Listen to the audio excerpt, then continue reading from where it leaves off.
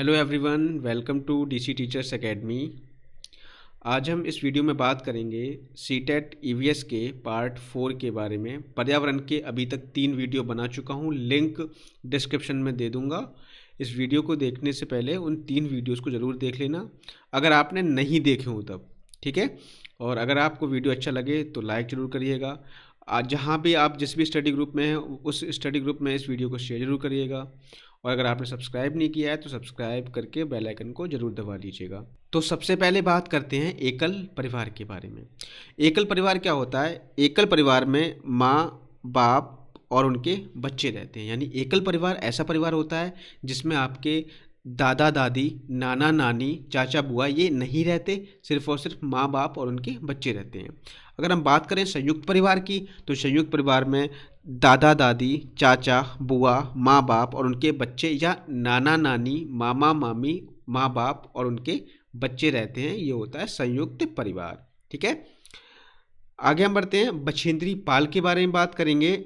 तो बछेंद्री पाल किससे सभी आप परिचित होंगे, फिर भी हम बात कर लेते हैं। बछेंद्री पाल भारत की पहली और विश्व की 5वीं महिला हैं। ध्यान रखना, भारत की पहली और विश्व की कौन सी हैं? 5वीं महिला हैं जिन्होंने माउंट एवरेस्ट की चोटी पर चढ़ाई की है। बछेंद्री पाल बचपन में एक पिकनिक में गई थी जहां वे 4000 मीटर ऊंची चोटी पर चढ़ गई थी। तब ये कुल कितने वर्ष की थी? तब ये कुल 12 वर्ष की थी, ठीक है। तो बछेंद्री पाल भारत की पहली लेकिन विश्व की 5वीं महिला हैं जिन्होंने एवरेस्ट पर चढ़ाई की है। और जब बचपन में जब वो अपने पिकनिक पे गई थी जहां वे 4000 मीटर ऊंची चोटी पर चढ़ गई थी और उस समय वो कितने वर्ष की थी? कुल मिलाकर के 12 वर्ष की थी, ठीक है। आगे हम बढ़ते हैं। अगला आपका आता है, ये कहाँ की रहने वाली है? ये उत्तराखंड के गढ़वाल एरिया में नाकुरी गांव में रहने वाली है। वहाँ पर ये पली बड़ी हैं और इन्होंने नेहरू इंस्टीट्यूट ऑफ माउंटेनियरिंग से क्या ली है? ट्रेनिंग ली है, ठीक है। इनके जो गाइडर थे वो कौन थे? ब्रिगेडियर ज्ञान सिंह थे। 1984 में माउंट एवरेस्ट में जाने के लिए टीम मेंबर बनी थी। यानी जो टीम आपकी माउंट एवरेस्ट पर चढ़ रही थी तो उनकी मेंबर 1984 में ये बन चुकी थी। 23 मई को दोपहर के 1:07 पर जो है अपनी पहला उन्होंने कदम रखा जो कि 8848 मीटर ऊंची चोटी पर माउंट एवरेस्ट पर था। यानी इन्होंने 23 मई दोपहर के 1:07 पर माउंट एवरेस्ट पर अपना पहला कदम रखा था। और माउंट एवरेस्ट की ऊंचाई यहाँ पे दे रखी है 8848 मीटर, लेकिन अभी इसकी ऊंचाई बढ़ चुकी है। लेकिन फिलहाल अगर आपके ऑप्शन में 8848 आता है तो आप यही लगाना, ठीक है। इनके साथ एक और मेंबर भी गई थी। ये एक साथ कदम नहीं रख पाए क्योंकि वहाँ जगह नहीं थी, ठीक है। तो पहले इन्होंने अपना कदम रख दिया, उसके बाद अपना सिर झुकाया, झंडा फहराया और अपनी तस्वीरें ली। माउंट एवरेस्ट को नेपाल में सागर माथा भी कहते हैं। इंपॉर्टेंट है ये। आगे बढ़ते हैं। आगे हम बढ़ें तो कर्णम मल्लेश्वरी के बारे में बात करें। कर्णम मल्लेश्वरी ये क्या है? एक वेट लिफ्टर हैं और कहाँ की है? आंध्र प्रदेश की रहने वाली हैं। 130 किलोग्राम तक का भार उठा लेती हैं और भारत के बाहर इन्होंने 29 मेडल जीते हैं। ये मेडलों की संख्या और ये भार जरूर ध्यान रखना। और किस मतलब स्पोर्ट्स से ये संबंध रखती हैं? तो वेट लिफ्टर से ये संबंध रखती हैं। सुनीता विलियम्स के बारे में बात करें तो सुनीता विलियम्स 360 किलोमीटर दूर स्पेस में गई थी। सुनीता विलियम्स ने 6 महीने से ज़्यादा अंतरिक्ष में समय बिताया है। वे सबसे लंबे समय तक स्पेस में रहने वाली महिला थी। कौन थी? सुनीता विलियम्स, ठीक है। कितनी दूर गई थी स्पेस में? 360 किलोमीटर दूर तक गई थी। और 6 महीने से अधिक स्पेस यानी अंतरिक्ष में समय बिताने वाली जो है अगर महिला कौन है वो आपकी सुनीता विलियम्स है, ठीक है। सुनीता विलियम्स ने कुछ स्पेस में जब वो गई थी तो उन्होंने कुछ अपने अनुभव साझा किए थे। तो अनुभव कौन कौन से साझा किए हैं उन्होंने? तो पहला अनुभव है, वहाँ एक जगह बैठ नहीं पाते थे, एक जगह से दूसरी जगह तैरते रहते थे। ये अपने अनुभव साझा कर रही हैं। कौन? सुनीता विलियम्स। पानी भी नहीं रुकता था, बुलबुले बन के फ्लॉट करता था। यानी पानी जो था वो उड़ने लगता था, जो पानी की ड्रॉपलेट्स बन के उड़ने लगती थी।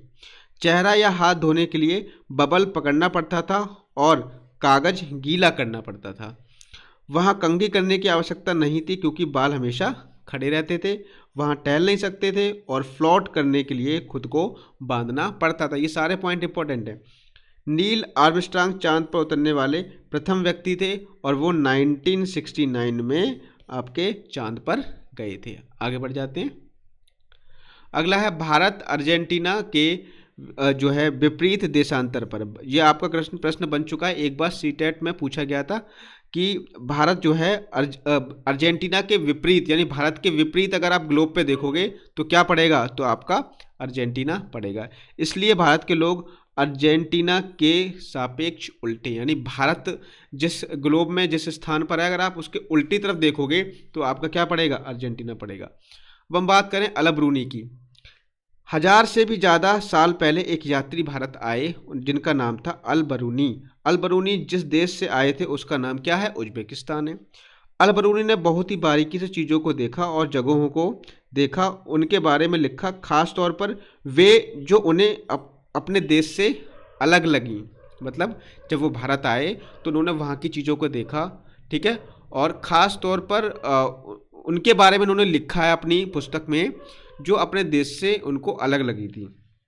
अल बरूनी उस समय के तालाबों के बारे में लिखते हैं कि यहाँ के लोग तालाब बनाने में तो माहिर हैं, अगर हमारे देश के लोग इन्हें देखेंगे तो हैरान ही रह जाएंगे। बहुत बड़े बड़े भारी पत्थरों को लोहे के कुंडों और सरियों से जोड़कर तालाब के चारों ओर चबूतरे बनाए जाते हैं और इन चबूतरों के बीच ऊपर से नीचे जाती हुई लंबी सीढ़ियाँ हैं, ठीक है।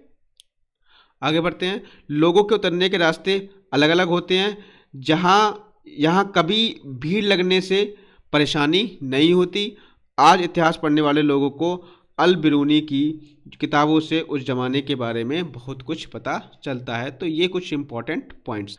अगला है आपका चमकता सितारा या स्टार गर्ल, ठीक है, गर्ल स्टार। तो यहाँ पर देखिए सूर्यमणि एक तरीके से स्टोरी है, आपकी एनसीईआरटी की जो किताबें हैं पर्यावरण की 3, 4, 5 की, उनमें मिल जाएगी।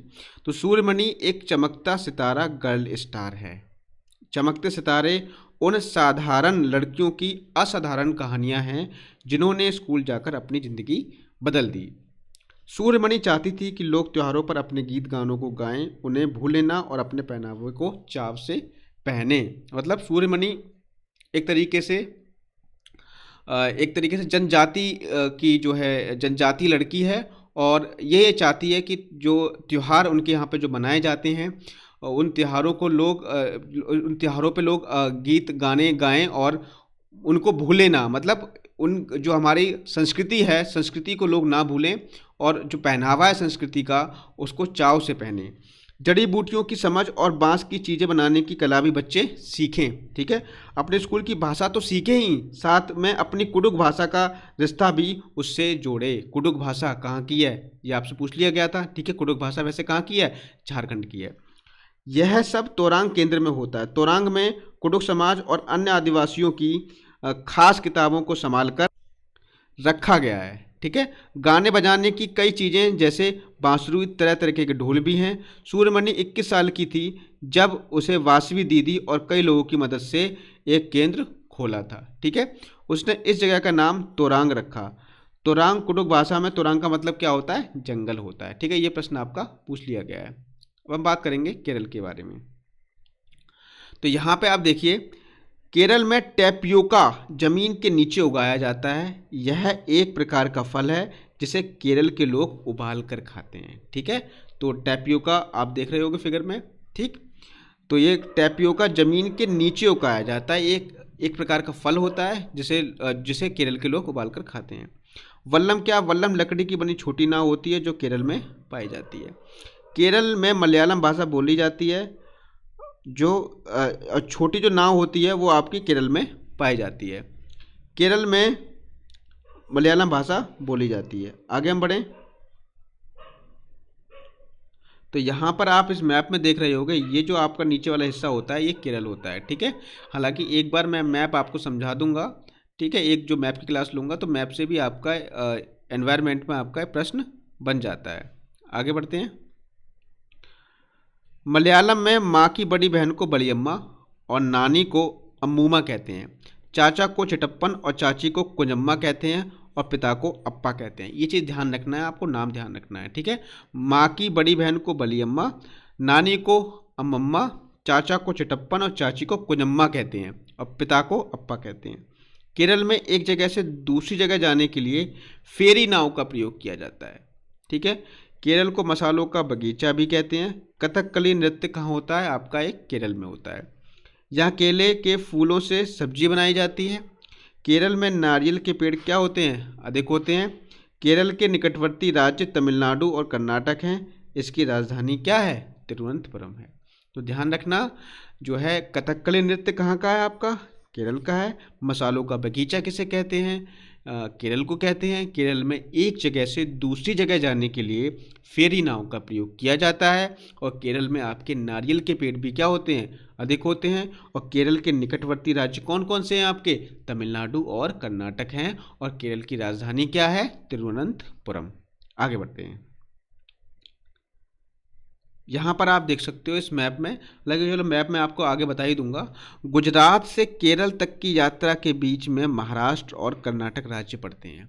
जब गुजरात से आप केरल की तरफ जाओगे तो आपको कौन कौन से पड़ेंगे राज्य? महाराष्ट्र और कर्नाटक पड़ेंगे। कोझिकोड कहाँ पड़ता है? कोझिकोड केरल में पड़ता है। मल्लापुरम जिला भी कहाँ पर है? केरल में है। अगर आप गोवा से केरल तक जाओगे तो रास्ते में 92 सुरंग और 2000 पुल पड़ेंगे। ये आपका इंपॉर्टेंट प्रश्न है, 92 सुरंग और 2000 पुल। तमिलनाडु भारत के दक्षिण में स्थित है। इसके पड़ोसी राज्य केरल, कर्नाटक और तेलंगाना हैं। आगे हम बात करेंगे असम के बारे में। असम में आप देख सकते हो, असम में घर जमीन से 10 या 12 फीट ऊपर बने होते हैं। और ऊंचाई में क्यों बने होते हैं? ऊंचाई में जो है बारिश जब होती है तो बारिश का पानी घरों तक ना पहुंच पाए, घरों के अंदर नहीं घुस पाए, इसीलिए ये है ज़मीन से 10 से 12 फीट ऊंचाई पर बने होते हैं। ये बांस से बनाए जाते हैं और अंदर भी लकड़ियों का प्रयोग होता है। असम में बांस तथा रस्सी के पुल बनाए जाते हैं। यहाँ बारिश बहुत अधिक होती है, कभी कभी घुटनों तक पानी भर जाता है। बांस को गरीबों का टिम्बर कहा जाता है। ये इम्पोर्टेंट पॉइंट है, ठीक है। तो आज के वीडियो में सिर्फ इतना ही रखते हैं हम। बाकी जो अगला जो पार्ट है वो आपका, अब आपके मोस्टली मैक्सिमम आपके 2 से 3 वीडियोस और बनेंगे। 2 से 3 वीडियोस में आपका सारा एनवायरनमेंट ख़त्म हो जाएगा। तो अगर आपको वीडियो अच्छा लगा हो तो चैनल को सब्सक्राइब ज़रूर कर लीजिएगा, बेल आइकन ज़रूर दबा लीजिएगा। और मेरी आपसे रिक्वेस्ट रहती है कि जिस भी स्टडी ग्रुप में आप जुड़े हुए हों उस स्टडी ग्रुप में एक बार इस वीडियो को शेयर ज़रूर करना है। मिलते हैं नेक्स्ट वीडियो में। Thank you, have a nice day.